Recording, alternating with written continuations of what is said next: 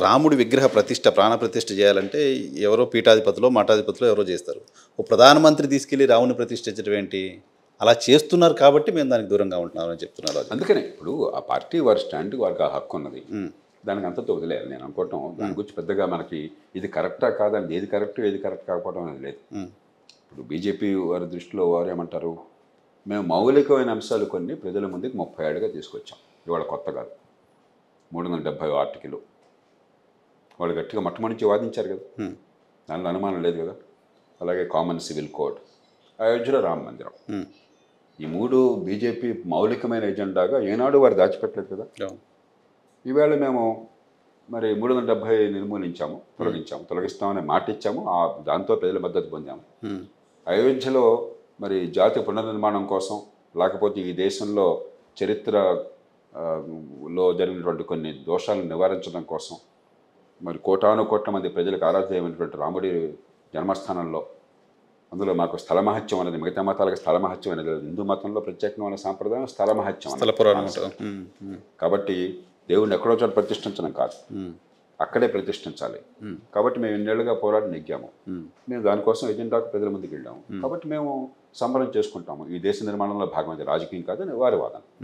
అంచేత దాన్ని మనం ఎక్కువగా వాదోపాదాలకు వెళ్లకుండా ఇప్పుడు టీవీ ఛానల్స్ చూస్తుంటే భారతదేశంలో మరి ఏమీ లేనట్టుగా పొద్దున్న నుంచి సాయంత్రం దాకా అయోధ్యలో ఆహ్వానాలు మన్నించిన వాళ్ళెవరు, మన్నించని వాళ్ళెవరు, శంకరాచార్యులు ఏం చెప్తున్నారు, మరొకళ్ళు ఏం చెప్తున్నారు, ఈ గొడవలు తప్పితే మనం నిజమైన ఆధ్యాత్మికత మర్చిపోతున్నాము, దేశము ప్రజలు మర్చిపోతున్నాము. ఈ నిజమైన ఆధ్యాత్మికతను వదిలేసి దాన్ని పొలిటికల్ టర్న్ చేస్తున్నారు అనేది ఆరోపణ కాంగ్రెస్ పార్టీ చేస్తున్న ఆరోపణ కాదు, ఈవెన్ శంకరాచార్యులు చేస్తున్నారు, ఆ పీఠాధిపతులు మఠాధిపతులు చేస్తున్నారు. అందుకనే ఇప్పుడు పొలిటికల్ గెయిన్ తీసుకునే ప్రయత్నం ఎవరు చెప్పినా కూడా ఏం చెప్పారని చూడాలి తప్ప, ఎవరు చెప్పినా కూడా ఫలానాలు చెప్పారు కాబట్టి నేను ఏనాడు పట్టించుకోను. ఎందుకంటే ఇదే శంకరాచార్యులు మరో సందర్భంలో కొంతమంది, అందరూ కాదు, కొందరు మఠాధిపతులు బ్రాహ్మణులు తప్ప మిగతా వాళ్ళ వరకు హక్కు లేదు, మేమే మరి అగ్రస్థానంలో ఉండాలి, అదే మా ధర్మశాస్త్రాలు ప్రతిపాదించడం కూడా వాదించారు. కాబట్టి ఎవరు చెప్పారన్నది నాకు ముఖ్యం కాదు, ఏం చెప్పారన్నది ముఖ్యం, ఏ విషయంలో అయినా సరే సందర్భాన్ని బట్టి. కాబట్టి నేను ఇవాళ చెప్పేది, ఇంత తతంగం జరిగాక, సుప్రీంకోర్టు దాకా వెళ్ళాక ఒక రకంగా మనం గర్వపడాలి మన సమాజాన్ని చూసి. ఎందుకని సుప్రీంకోర్టు తీర్పు వచ్చాక ఈ దేశంలో ఒక్కళ్ళు దాన్ని తిరస్కరించాలి. కరెక్ట్. అంటే మీరు పార్టీలు కానీ, లేకపోతే మత విశ్వాసాలు ఉన్నవాళ్ళు కానీ, మత గురువులు కానీ ఎన్ని రకాలుగా ప్రజల్లో ఆవేశాన్ని రెచ్చగొట్టినా, హిందూ ముసల్మాన్ క్రైస్తవం అన్న తేడా లేకుండా, బౌద్ధమో సిక్కు జైలు తేడా లేకుండా మౌలికంగా ఈ ప్రజల్లో సహజీవనం ఉన్నది. దేశం యాక్సెప్ట్ చేసింది యాజ్ ఎ కంట్రీ. మనం ఏదో రకంగా కలిసి బతుకుదామని చెప్పాను. ఇప్పుడు మా ఇంట్లో నాకు రోజు వంట చేసే మనిషి ఒక ముస్లిం మహిళ, నేను ఆమెను ఒక చెల్లెల్లాగా చూస్తాను. నాకు ఏసీ రిపేర్ చేసే మనిషి ఒక ముస్లిం, నాకు సొంత తమ్ముళ్ళలాగా చూస్తాను, ప్రేమగా చూస్తాను. అతను నన్ను చాలా ప్రేమగా భావిస్తాడు. కాబట్టి మనం అందరం జీవితాలు కలబోస్తాం. ఏదో చరిత్రలో చాలా రకరకాలు జరిగినాయి, నిజమే. బాబ్రీ మసీద్ని నిర్మాణం అయోధ్య దేవాలయం మీద చేశారని చెప్పి రుజువైంది కోర్టులో. మరో చోట మరికొన్ని జరగచ్చు. ఆధిపత్యంలో ఉన్నవాడు అలాంటివి చేశారు, చాలా సమాజాల్లో అది జరిగింది. మరి కొన్ని మతాల్లో కొంచెం ఎక్కువ ఉన్నది అది. ఎందుకంటే ఏదో రకంగా మతంలోకి మార్చడం అని చెప్పన్నదే మత విశ్వాసంలో ఒక మౌలికమైన భాగం అయినప్పుడు కొన్ని గుండెలు మండుతాయి. కానీ ఎప్పుడో చోట మనం దానికి ఒక స్టాప్ పెట్టాలి. ఏదో అయిపోయింది, అందుకనే 1991లో చట్టం తీసుకొచ్చాం, రామాలయంతో ఆపుదాం. ఆనాడు చట్టం పార్లమెంట్ ఏం చేసింది, ఇక ముందు ఈ వివాదాలకి స్వస్తి చెప్దాం, రామాలయం చివరిది, ఇక ముందు వేరే వివాదాలు గతంలో ఏం జరిగిందో చరిత్రలోకి వెళ్ళొద్దు, ఇలా వెనక్కి వెళుతుంటే ఎప్పటిదాకా వెళ్తాము, 100 ఏళ్ళ 500 ఏళ్ళ 1000 ఏళ్ళ అని చెప్పండి. కాబట్టి ఇవాళ సమాజంలో ఏకాభిప్రాయం ఉన్నది కాబట్టి ఇది కానిచ్చేద్దాం, ఎవరి విశ్వాసాల్లో వారు నడుపుకుందాం. ఏ రాముడు, అందుకనే మహాత్మా గాంధీ ఇప్పుడు కూడా సబకో సమ్మతిదే భగవాన్ అన్నారు, రామ్ రహీం ఇద్దరు కూడా సమానం అన్నాడు. ఈ దేశానికి బహుశా అదే ఆదర్శం. నాకు చివరిగా ఒక లైన్ ఏం కావాలంటే, నరేంద్ర మోదీ రాముడి విగ్రహానికి ప్రాణప్రతిష్ఠ చేయడమో లోపలికి తీసుకెళ్ళడం అనేది జయప్రకాష్ నారాయణ గారు తప్పు పట్టట్లేదు. ఇప్పుడు ఆ విగ్రహ ప్రతిష్టాపన చేసుకునే వాళ్ళు, దేవాలయ నిర్మాణం చేసుకునే వాళ్ళు ఆ క్రతులు వాళ్ళు నిర్వహిస్తారు. ఆ లోతుకు పోయేటువంటి శక్తి సామర్థ్యాలు కానీ పరిజ్ఞానం కానీ నాకు లేదు. ఎవరు ప్రతిష్ఠిస్తున్నారో కూడా నాకు తెలియదు. బహుశా అక్కడ ధార్మికులు ప్రతిష్ఠిస్తున్నారో, ప్రధానమంత్రి గారు ముఖ్య అతిథిగా వెళుతున్నారేమో, నాకు తెలుసుకోవాలని ఆసక్తి కూడా లేదు. నేను మీ దృష్టికి తీసుకొస్తుంది ఏంటంటే మోదీ గారే విగ్రహాన్ని లోపలికి తీసుకెళ్ళి ప్రతిష్ఠిస్తున్నారు వాళ్ళు. అక్కడ కనుక ఆ నిర్వాహకులు అది కోరుకున్నట్టయితే జానియండి. ఇప్పుడు దానికి వచ్చి నాకు ఇది పెద్దగా దానికి చర్చ అవసరం ప్రయారిటీ ఇవ్వాల్సిన చర్చించాల్సిన అవసరం లేదు. ఎందుకంటే ఇప్పుడు ఇంకో రకంగా ఆలోచిస్తే మీరు ఒక బలహీన వర్గాలకు చెందినటువంటి ఒక నాయకుడు పార్టీలు పక్కన పెట్టండి. ఈ దేశంలో పుట్టుకతో ఒక కులంలో ఆధిపత్యం వచ్చింది, ఈ దేశంలో ఈ ధార్మిక చింతనకి మతానికి మేమే ప్రతిఫలం అని చెప్పని కొన్ని వేల సంవత్సరాలుగా భావించిన దేశంలో ఇవాళ బలహీన వర్గాల నుంచి వచ్చిన వాళ్ళ ద్వారా చేయించాలని చెప్పంటే ఒక రకంగా బహుశా హైందవ సమాజంలో ఉన్న సామాజిక మార్పుకి చిహ్నంగా కూడా భావించవచ్చు. మనం అన్ని నెగిటివ్గా తీసుకోవాల్సిన అవసరం లేదు. అంచేత మీ విశ్వాసాలు మీకున్నాయి, అది కావాలని కోరుకుంటున్నారు. ప్రశాంతంగా ఇతరులకు ఇబ్బంది కలగకుండా, ఇతరులకు నష్టం లేకుండా, ఇతరుల విశ్వాసాలు దెబ్బతినకుండా మీ జీవితాలు మీరు నడుపుకోండి. మనం లోతుగా రంధ్రాన్వేషణ చేసి ఇది బాగుంది ఇది బాగోలేదని చర్చ పెట్టవలసిన నాకు అవసరం కనిపించట్లేదు. దానికి ప్రజల జీవితానికి సంబంధం నాకు అర్థం కావట్లేదు. అర్థం కానప్పుడు నా దృష్టిలో నా వరకు ఈ చర్చ నిరర్థకమైనది. అంటే మతాన్ని రాజకీయం కోసం వాడుకుంటున్నారు అనే ఒక ఆరోపణలకి బలం చేకూర్చేలాగా కేంద్ర ప్రభుత్వ చర్యలు ఉన్నాయి అనే ఇంప్రెషన్ కలుగుతోంది. ఇది ఒక పార్టీ కాదు, అన్ని పార్టీలు కూడా మతానికి రాజకీయానికి మధ్య ఉన్న గీతను చాలా మేరకు చెరిపేశాను చెప్తుంది అదే. మన దేశంలో లౌకికవాదం ఏనాడు కూడా మతము రాజ్యము వేరు అన్న భావన నుంచి రాలేదు. ఏ మతం పట్ల పక్షపాతం ఉండదు అని చూపెట్టారు అంతే. కానీ ఇవాళ వాదన ఏమిటి? ఇప్పుడు బీజేపీ వారు మరికొందరు చేసే వాదన ఏమిటి? ఆ వంక పెట్టి మెజారిటీ మతాన్ని అవమానించారు, ఇబ్బందులు పాలు చేశారు, మిగతా మతాలకు ప్రత్యేక రాయితీలు కల్పించారని. ఉదాహరణకి హిందూ దేవాలయాల విషయంలో మాత్రమే మీకు ఎండోమెంట్స్ యాక్ట్ తీసుకొచ్చి ఆలయ నిర్వహణ ప్రభుత్వం చేతుల్లో పెట్టారు, మిగతా మతాలకు అది లేదు కదా అని వారు వాదన. అవును, అంచేత దీనిలోకి వెళ్తే అంతం లేదు. ఏ పార్టీ కూడా ఇవాళ భారతదేశంలో మతంలోకి రాజ్యాన్ని చొప్పించింది, లేకపోతే రాజ్యంలోకి మతాన్ని చొప్పించింది అనడానికి పెద్దగా ఆధారాలు లేవు. కానీ ఖచ్చితంగా హిందూ మత నిర్వహణలో రాజ్యం పాత్ర ఎక్కువ అన్నమాట వాస్తవం. అది దాని మీద చర్చ జరుగుతుంది.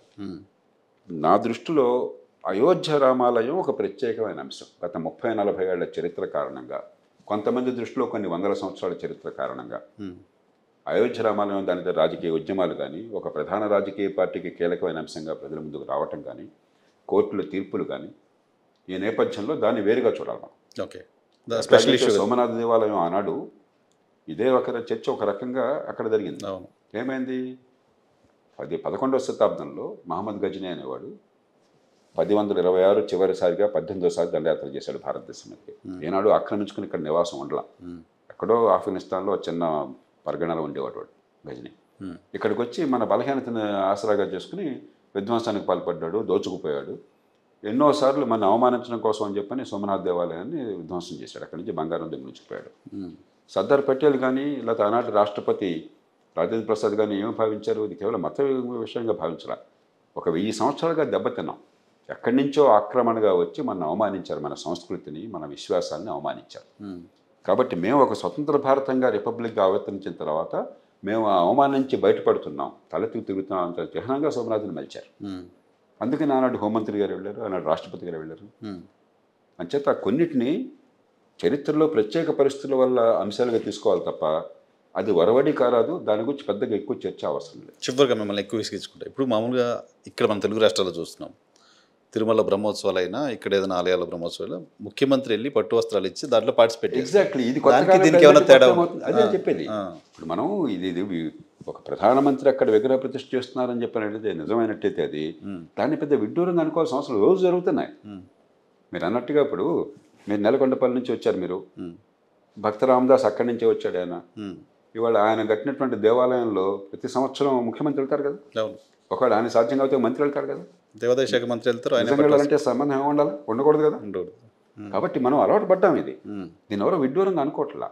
ఇతరుల విశ్వాసాలను దెబ్బతీనంత వరకు, ఇతరుల మీద ద్వేషాన్ని పెంచినంత వరకు, ప్రతి ఒక్కళ్ళకి తమ విశ్వాసాలని హింస లేకుండా, ద్వేషం లేకుండా తమ మత విశ్వాసాలను ఆచరించే అవకాశం, స్వేచ్ఛ ఉన్నంత వరకు పెద్ద వీటిలోకి అంతకంటే లోతుకు వెళ్ళాల్సిన అవసరం లేదు. అయోధ్య ఇష్యూ పక్కన పెడితే గాంధీ గారు ఆ రోజుల్లో చెప్పింది రామరాజ్యం తీసుకొస్తాము అని. ఒక డెమోక్రటిక్ కంట్రీలో రామరాజ్యం అనే ప్రస్తావన తీసుకురావడం అనేది దాన్ని ఎలా చూడాలి? మనం మరీ ఛాందసంగా కూడా ఆలోచించకూడదు. ఎట్లాగైతే మత ఛాందస్సులు ఛాందసంగా ఆలోచిస్తారో మతాన్ని వ్యతిరేకించే వాళ్ళు కూడా ఛాందసంగా ఆలోచించడం తప్పు. ఒక సంస్కృతి పునాదుల మీద ఒక రాజ్యం, ఒక దేశం నిలబడింది. మీరు 1950 జనవరి 26న ఒక రాజ్యాంగం ఏర్పాటు చేశారు కాబట్టి పాత పునాదులు అన్ని ధ్వంసం కాల. కొన్ని వేల సంవత్సరాల సంస్కృతి, నాగరికత పునాదుల మీద దేశం నిలబడింది.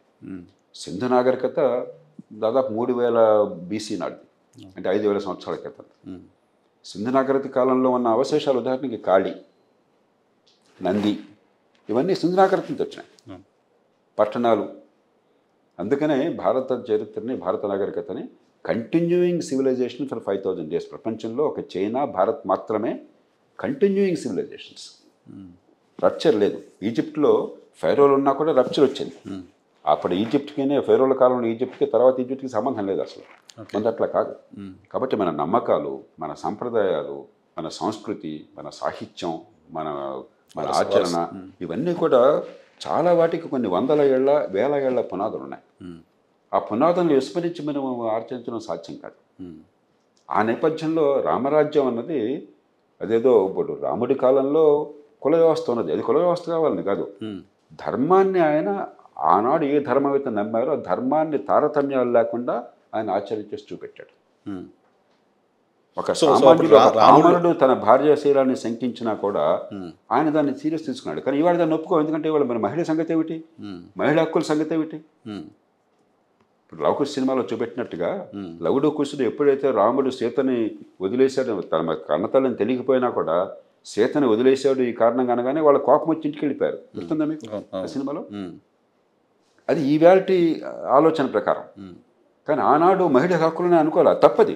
కానీ తప్పు రైటో ఆనాటి పరిస్థితి. బానిసత్వం ఉంది ఆనాడు, కుల వ్యవస్థ ఉంది ఆనాడు, మహిళలు భర్తకు అనుగుణంగా ఉండటమే ఆనాడు పరిస్థితి. కానీ ధర్మం ఏదైతే నమ్మారో ఆ ధర్మం అందరికీ సమానంగా వర్తిస్తుంది. అది కీలకమైన అంశం. రూల్ ఆఫ్ లా అని మనం అంటాం. ఓకే. సో ఇప్పుడు రాముడిని దేవుడిగా చూడాలా, ఒక ధర్మాన్ని పాటించిన ఒక విశ్వాసాన్ని బట్టి? ఇప్పుడు దేవుడే ఉన్నాడు లేదే సంశయం అది ఉపయోగం లేదు, దేవుడు లేడిన వాడితే ఉపయోగం లేదు. మీ మత విశ్వాసాన్ని బట్టి మీరు దేవుడిగా భావించవచ్చు. ఇప్పుడు మనం సరార్దర్ కాటన్ని దేవుడిగా విగ్రహం పెట్టామండి మనం. మీరు గోదావరి జిల్లాలకు వెళితే ఆయన బతుకున్న కాలంలో మహోపకారం చేశాడు 1000 మంది రైతులకి అని చెప్పని ఆయన బతుకున్న కాలంలో గుడి కట్టారు అక్కడ. అలాంటిది కొన్ని వేల సంవత్సరాల క్రితం ఒక ఇతిహాసం నుంచే వచ్చింది. కొందరు చరిత్రకారులు అసలు రామాయణ కాలం ఉందా లేదో చెప్తారు. రామాయణ కాలం ఉందా కానీ అది ఇతిహాసంలో వాస్తవం కాదో చెప్పలేమంటారు. మహాభారతం వాస్తవం అని చెప్తారు. రకరకాలుగా ఉంటాయి, మనం చెప్పలేము అది. కానీ మన కళ్ళ ముందు 100-150 ఏళ్ల క్రితం సరార్దర్ కాటన్కి మనం గుడి కట్టినప్పుడు కొన్ని వేల సంవత్సరాల క్రితం కొన్ని కోట్ల మంది జీవితాలను ప్రభావితం చేసిన వాడు సాహిత్యం ద్వారా, సంస్కృతి ద్వారా. మరి ఆ రాముడి స్ఫూర్తి ప్రజలకు అందడం కోసం దేవాలయం కట్టుకుంటే మీరు దాని గురించి చర్చ ఎందుకు నాకు అర్థం కాదు. రాముడి దేవుడే కాదని చెప్పిన మీరు ఆ చర్చ నా దృష్టిలో నిరర్థకమైన చర్చ. అది హింస లేకుండా ఉందా, ద్వేషరహితంగా ఉందా, సమాజాన్ని మంచి మార్గంలో పెట్టడానికి ఉందా? ఈ 3 కనుక టిక్ అయితే సంతోషంగా ఆహ్వానిద్దాం మనం. నేను దేవుడి గురించి పట్టించుకోను. కానీ మీరు ఏమైనా దేవాలయానికి వెళ్దామా, చర్చికి వెళ్దామంటే నేను అడిగిన కాదనలా. ఓకే. నేను చర్చిలకు వెళ్ళాను, మసీదులకు వెళ్ళాను, దేవాలయానికి వెళ్ళాను. కానీ అదే రంధిగా వెళ్ళను.